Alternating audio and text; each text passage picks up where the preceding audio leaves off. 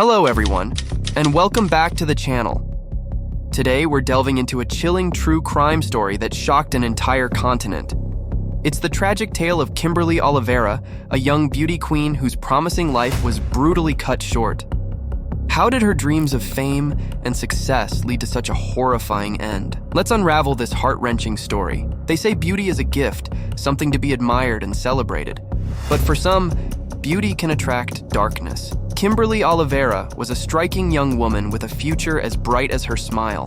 Born on February 26, 1998, in the peaceful town of Manacapuru in Brazil, Kimberly was the eldest child in a loving family. With her Brazilian, Spanish, and Indian roots, she was blessed with a unique and captivating beauty, flawless skin, thick, luxurious hair, and a radiant smile that could light up any room. From a young age, Kimberly was used to turning heads. She was not just beautiful, she was talented and driven.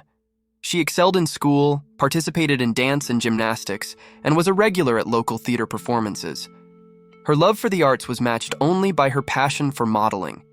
Inspired by her mother, Nayla, who had also been a beauty queen in her youth, Kimberly was determined to follow in her footsteps, but with even grander ambitions. By her teenage years, Kimberly was already making waves in the modeling world.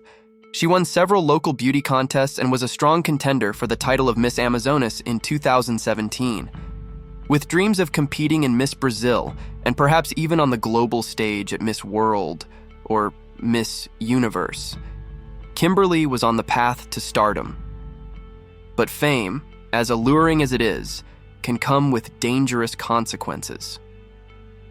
In 2019, Kimberly decided to move to Manaus, the bustling capital of the state of Amazonas, to pursue higher education.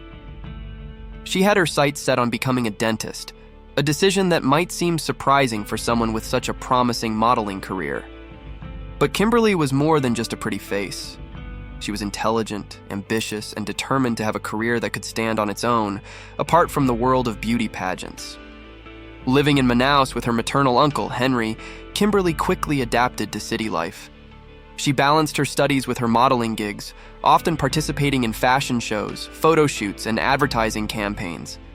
Her social media presence grew rapidly, with tens of thousands of followers eager to catch a glimpse of her glamorous life.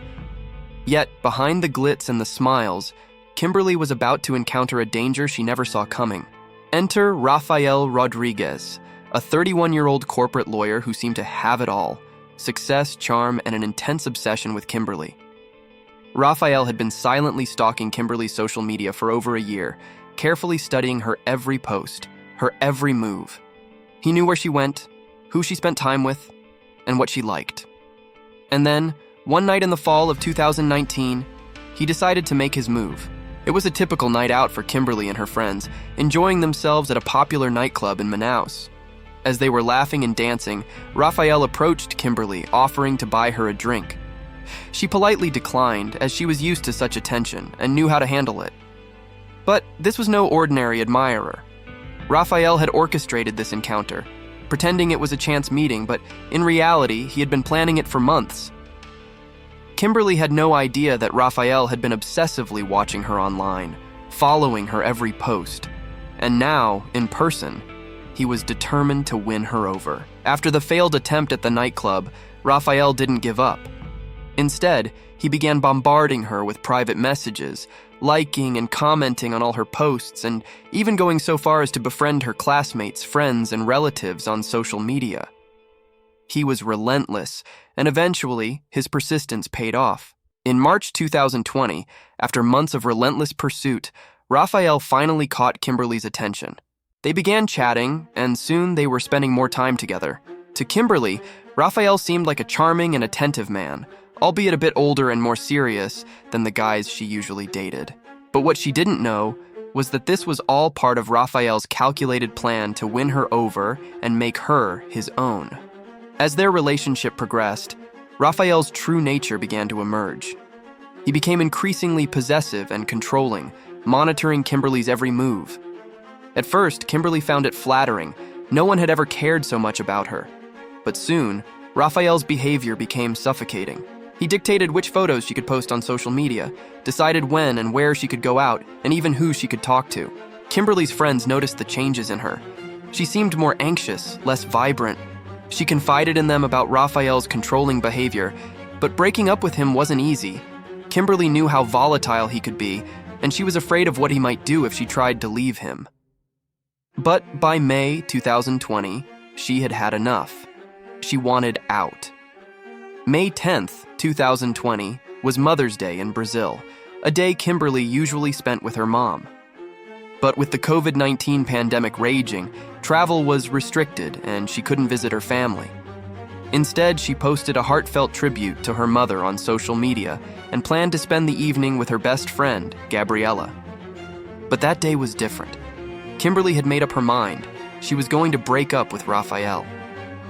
That evening, Kimberly rehearsed what she would say. She knew it had to be done carefully. One wrong word could set Raphael off. She was nervous but determined. Around 9 p.m., Raphael arrived to pick her up in his new white Audi. Kimberly, with a smile on her face, got into the car, said goodbye to Gabriella, and drove off into the night. That was the last time anyone saw her alive.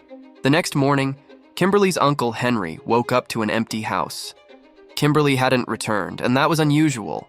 She always informed him if she was staying over at a friend's place. As the hours passed with no word from Kimberly, Henry's worry grew. He tried calling her, but her phone was off. He then called Gabriella, who confirmed that Kimberly had left with Raphael the night before. Henry contacted the police, but they weren't concerned. Kimberly and Raphael were adults, and the authorities assumed they were just out together. But as the day went on and Kimberly missed her university classes, a first for her, Henry knew something was terribly wrong. He and Kimberly's friends started their own search, but with no sign of her or Raphael, their hope began to fade. On May 12th, nearly 48 hours after Kimberly's disappearance, the police finally took action. They obtained a search warrant for Raphael's apartment, hoping to find clues about the couple's whereabouts. But what they found behind that locked door was far worse than anyone could have imagined. Kimberly's lifeless body lay on the bedroom floor, covered by a sheet in a pool of her own blood. The scene was horrifying. Bloodstains on the bed, smears on the floor, and the murder weapon, a large kitchen knife, carelessly discarded nearby. It was clear that Raphael had panicked, attempting to clean up the evidence, but ultimately fled, leaving everything behind. The forensic analysis revealed the brutal nature of Kimberly's death. She had been stabbed 4 times, twice in the chest and twice in the neck. The attack was swift and sudden, leaving her no time to defend herself. Raphael had planned this. After realizing what he had done, he tried to cover his tracks, but quickly realized it was impossible. He fled the scene, turning the air conditioner on full blast to slow the decomposition of Kimberly's body, buying himself time to escape. With Raphael now the prime suspect, a manhunt ensued. The police alerted all stations across the state and circulated his photo on social media, labeling him a dangerous fugitive. The search was relentless, and by May 13th, they found his abandoned car, crashed in a ditch in the neighboring state of Roraima. Surveillance footage showed Raphael driving at high speed, losing control and veering off the road, but there was no sign of him. He had vanished. For days, the police scoured the area, searching for any trace of Raphael. They learned that he had been picked up by a passing car and taken to a nearby town, where he withdrew nearly all the money from his bank account. From there, he took a taxi to Boa Vista, the last major city before the Venezuelan border. He was trying to flee the country to escape justice, but his plan was foiled when he was denied entry into Venezuela due to COVID-19 border restrictions.